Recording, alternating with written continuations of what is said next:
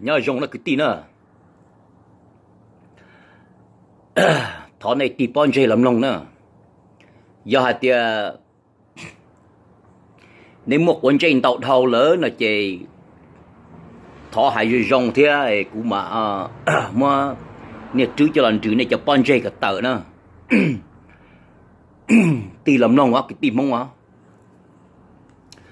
cú hai lù trâu cho ninh vừa ninh ba Mong State là mong Tây Trời nè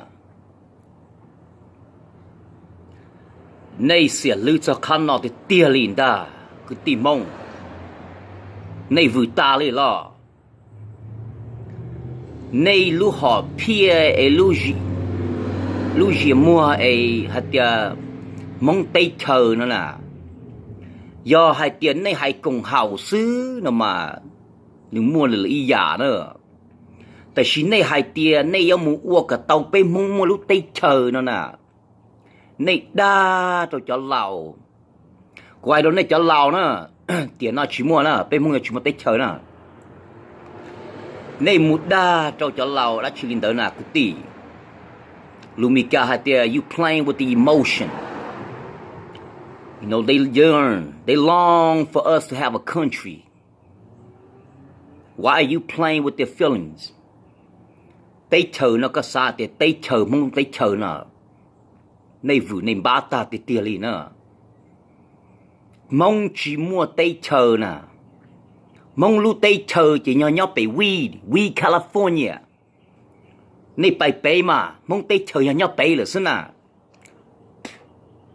giờ này chỉ bảo we California nữa nè, nay bài về we California về Mount Shasta chỉ mong Tây Trời nhau về xin ta hả, cái này sửa lưu luôn nào,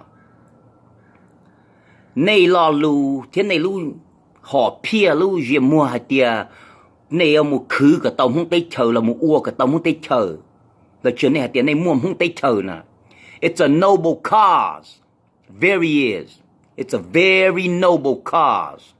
I truly respect your visions of having such a magnificent cause and belief.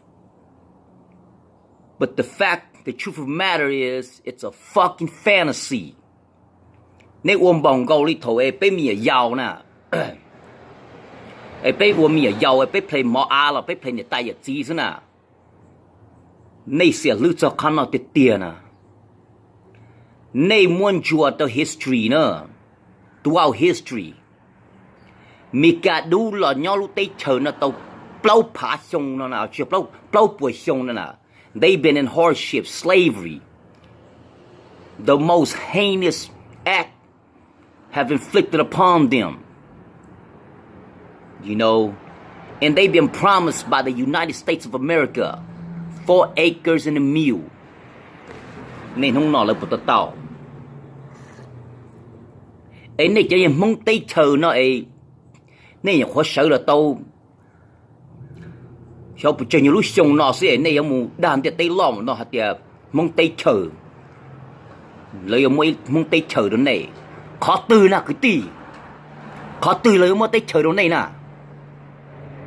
Này vừa tiết tàn thế nào. Chỉ mua ít tu là thăm bản ít tu nành nhon địa Tây nó nè, lừa họ nành nó này rồi chỉ là cháy thông cá á đồng này thì họ nói này Tây Trời nó nè, này vừa ta đi đó, này tôi chỉ bảo nè, Louis Farrakhan, one of the most powerful men on earth right now, cho là cho cái đu nè, the nations of Islam, mi cả tôi chỉ mua á nè. Ấy này ông hay cho bùng lo Tây bù số Tây chỉ nên nó số chúng á nó này trên trên một chùa nó này đó mình chơi này tôi chế cũng chắc đã tới tàu nè nên chia lúc Tây Trời nó mà look at the Palestinian and the Jew, you know, look around you nên chia để Tây mà cứ tỉ ấy này ông muốn tranh cho nên xỉa lư nó nè. Lời lưu họ phiền này quý hạt is noble cause. But it's a fucking delusional fantasy that they live in. Playing with people's emotion. Mua nò. Mong tây chờ. Mong tây chờ cho có 2 tỷ vi chứ mà. Muốn cho xa chứ. Khó nói chứ mong tây chờ nè.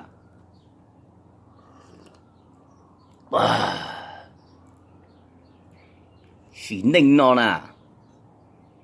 Có xa thì á nè. Lùa nhỏ ấy dù chơi cứ ấy nà khăn chờ liền lên này nè ấy. Ôi tôi đàn chúa, you motherfucker look like a fucking circus clown. Ôi đàn chúa. Này tên bày mà tí đàn chúa thì tìa liều. Này xa tìa lùa chơi lý nhỏ ấy này cứ ấy luôn muốn tây thở luôn này, muốn á luôn này nè hả. Cái này một vử luôn nè. Á nữa nè. Lùa xin đầu xí tua bụt sinh thấu lò nè. Lùa xí chênh nè. Ta xí nó nè. Tây thở tiệt tù rồi này, chỉ muốn tìa phai á đó này. Nành vử nữa này nè. Cái này cho là chỉ nó nè. Này cho cái vử cái ba nữa này nè. Thì cái blog cái tua xem nè. Tại châu một này ở chả sở tàu. Do hai tê cháu cứ tí nhóm blog tây nè. Ê là muốn bị xử hai tê lấy sở là chân tây chờ nè blog nè. Khó nó mà yếu 1% cha này cho nhau tí nó ấy. Ủa mi ở giàu xem nè. Lấy cho cứ tí nhóm blog tây giờ lấy sở tròn. Rồi blog ấy chân tây chờ mà. Percent mà tê chơi giống muốn nên có percent như tàu nữa. Chỉ ta lên đó là do lấy nhói tí lấy sở trò lo nè. Lấy sở trò nè. They gonna call us terrorists. We're gonna become a terrorist organization. Because we have nothing established. Lúc tây chờ nó chụp lúc tây chờ thế nào. Do xin tàu xí tua tàu decades. Tàu nên có bê châu sông mà. Chỉ mua sư lì mà. Mong nhỏ mong tuần tìm đỏ tuần. Mong họ đỏ tuần chỉ mong tuần đỏ nè mà. Tây dầu mà. The United Nations might step in. You know, and call it a peace treaty and divide the land. Before that, ain't shit gonna happen, you crazy delusional motherfucker. What the fuck you think a person in the right mind is gonna just hand out some land to you? Dumb ass nigga. It's unbelievable shit. You know, now you play bullshit, now you play in the tayot nigga chỉ play mà. Cú hai chỗ này nè. Bây mong chỉ một tay chờ rồi nè. Tay chờ mì ca nó chỉ là bây lưu rồi xí nè. Bây đó là ôn nậu ôn chứ. Bây đó là xí sỉnh lưu rồi xí nè. Ấy này ông là vi va cho u trâu nọ ấy. Thế tay cho nó mong media nè.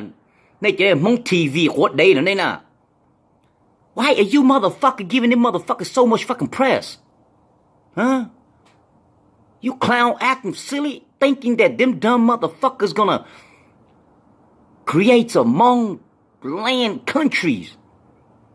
Cho your interview lấy cho nên mua vử nó trấu trâu nó lên à. Nên cho mong TV nữa nên một thọ là thầm anh nhiều là sao? It's a fucking, it's grant money. All you motherfuckers that's doing all this shit, they all nên thọ grant money sao? Một trận này ấy vô mù cú mà cú chúa khó ấy cha ô trận này cho nhiệt gì mong ấy nhóc căn tu nó này yêu chúa cho khăn nó nè lừa hai nên kia tuy là lúc tây trời là tôi tinh thần the Native America prime example the Native America here. They don't even have a fucking country.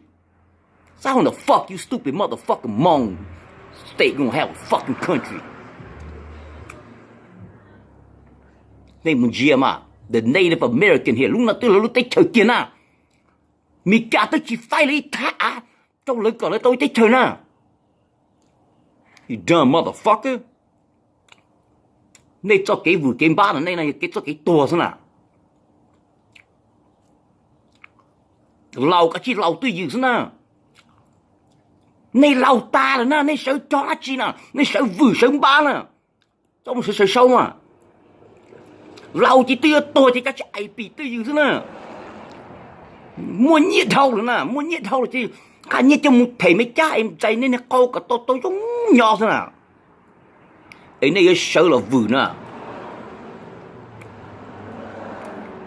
Sinh sọc cái ba cái vừa nữa nè, này bao nè. Ý tù nâng nè. With that type of fucking delusional mind, you know, I give that nigga credit for moving the mass, moving the noble cause.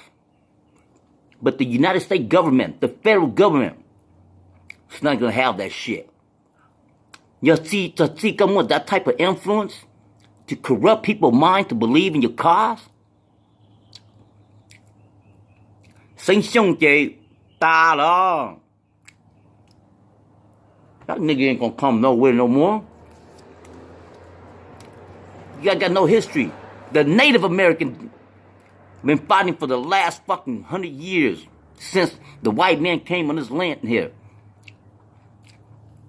Peace treating after peace treating, broken peace treating, and shit happened. Et tôi sinh nó sẽ dùng một lá chi nào này vừa ta lên đó.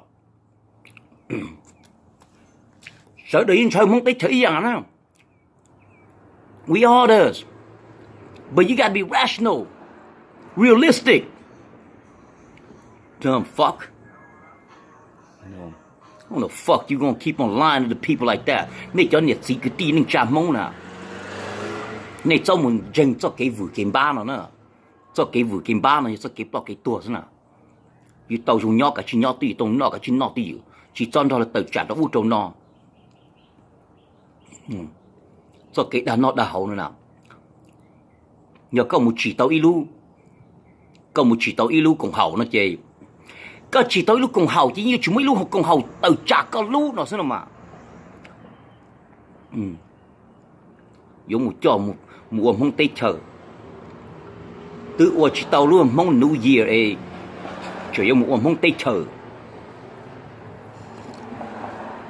Mong lu New Year, mong lu tây chờ nữa nào.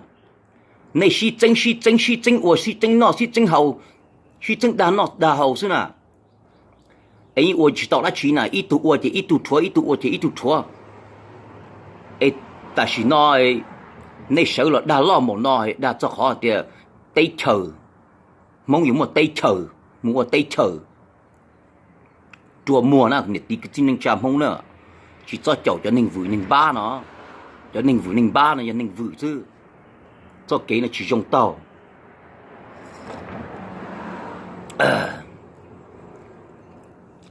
Đó là giúp mong bộ nó. Xua là giúp một nó. Mong tây chờ chỉ có một register in the United States here. For Hmong State. That's a fucking joke. Các bố bảo họ tiền là luôn trong này cho nên một chùa này nè. Ê chùa đâu nè. Ủa chả ít xong đâu ít xong ở cho nên ủa khó cái chùa cái ba. Vừa ta tu cái tiền này nè. Nên chỉ bỏ cái tiền này nè. Chủ này cho cái nè. Lúc nào cũng hay nó trong này sao. Diện địa Tây nè. Diện địa Tây xin địa Tây cho lại trả. Chỉ mua là tiền mua á trong này nó cứ tí nè. Này chấm mong nhân đôi khó nè. Chỉ mua là tiền bù á đâu dù. Chỉ mua là từ chỉ nâng nè. Do hai tiền này chỉ ủa cho tôi. Nên có bếp lâu chờ xong xin tàu xí tua. Chỉ tao ai xin nâng. Chỉ mua á. Cho mong tới chờ nè cho nên vừa sơ. Giác khá trong này nè. Giờ thì chỉ tàu xe nè là. Hai tua hay. Mà hai bên mặt thả nè. Sao vừa cho ba nhiệt đâu cho nên một chùa nó gì hả. Nhưng chứ một vừa nữa nè. Tao dùng nhỏ cả chín đâu thì. You niggas need to take your fucking medication. Okay? Go ahead and donate, take your fucking medication. Because if you don't, your body's gonna go to convulsion. When your body's go to convulsion, no oxygen go to your fucking brain, and you're gonna have a fucking seizure. Delusion motherfucker. Nói rộng nè.